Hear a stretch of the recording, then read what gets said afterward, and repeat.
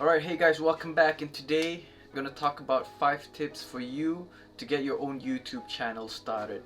These are 5 tips that help me get my own channel started, and today I hope it's gonna help you start with your own YouTube channel. Alright, so the reason why I thought of this video today is really because of the coronavirus that's everywhere in the world right now. Everyone's stuck at home. You can see it as an opportunity for you, to become a chef, to do whatever you like at home. You could be gaming all day, and if you don't want to do all that, well, this is probably something that you want to consider, which is making or starting your own YouTube channel from the comfort of your home. Alright, so let's get started with the first tip. Now, the first tip is all about finding your niche. Now, niche is something that's really important for you to get started with, and I put it as the first tip really because if you don't have this niche, then there's not going to be any direction for your YouTube channel. Now, why do you need a direction? It's because with a YouTube channel, you want to focus on something specific. For example, my case would be photography and also merging coaching with it. And what I want to do with those two niche is really help you in a sense that, hey, this is what I can do to overcome this creative block that's currently stopping me from creating content, taking photos, doing videos and whatnot. So that's what I aim to really focus on with my channel. So that's an example of a niche. Once you have your niche, the second tip I have for you is continuous learning. And why is this part of my 5 tips? Is really because before you even start your own YouTube channel, you got to do the research. You got to find out, okay, what's the latest in photography, what's the latest in coaching, and really read up, research, check out some reviews. There are a lot of videos out there, there are a lot of books to read. It's all about updating yourself with the current knowledge and equipping yourself with that, so you're more prepared. So basically, with this knowledge, with this new information that you gain, that you read up on, it's really about preparing your content for what you want to present to viewers out there. So if you don't do this second tip properly, then your video is not going to have that organization that viewers can relate to, in a sense that, hey, I'm watching this video and it really speaks to me because the knowledge is there, and knowledge is power. Yeah. Alright, so moving on to the third tip. Now, after finding your niche, you have your knowledge. The third tip is all about you.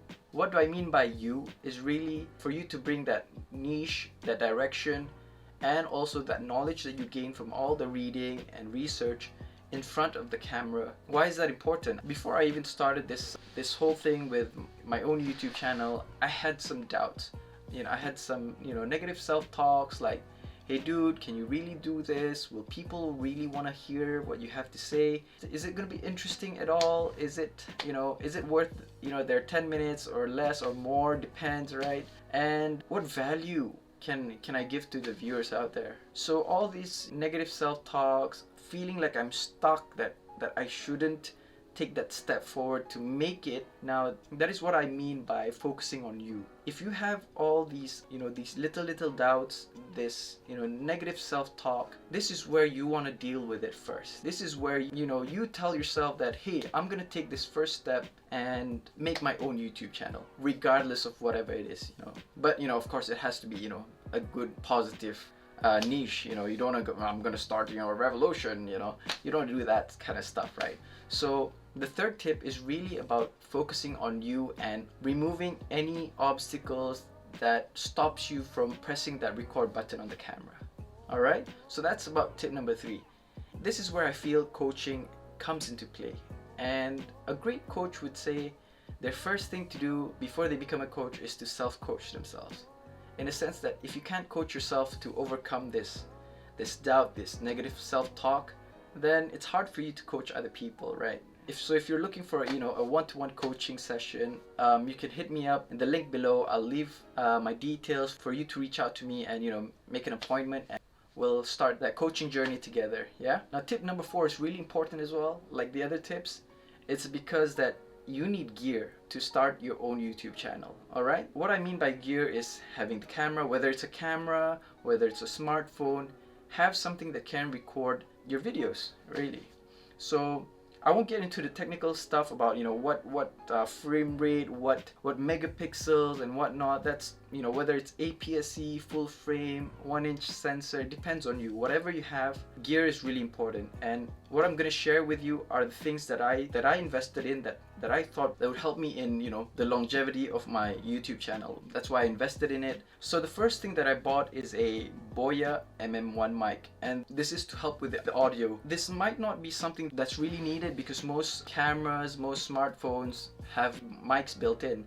So this depends on whether you want to invest in it or not. Alright, so this Boya MM1 is able to connect to my A7 III and also to any smartphone with a 3.5mm headphone jack. It gives me better sound than the mic that's on my camera and also on my phone.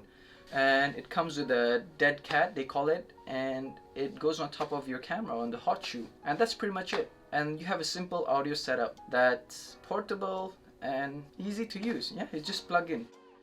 The next thing that I invested in was lighting. Now, a lot of people out there would say lighting is free if you can just sit in front of the window and there's sunlight, and that's really true. And you don't necessarily have to spend on lighting. But the reason why I bought the lighting was to get consistent amount of lighting to light up my videos. I couldn't control the light or the amount of light that was coming through the window. You know, it could be, you know, shady one day, the next day it's sunshine. So the first lighting that I got is a Godox 170 Mark II panel. It's a really small and light panel that uses an NPF battery, and this is an example of the battery that I got with it. It's sold separately, so it's really easy to use. There's an on-off switch. You can also use batteries with it if you don't want to spend on the F750 batteries, although I'd recommend getting the Sony batteries because you can recharge them and you just need 1 or 2, depends on your usage. So this is really what my setup looks like, what I'm seeing in front of me when I'm sitting down. It's just really this simple setup on top of a tripod.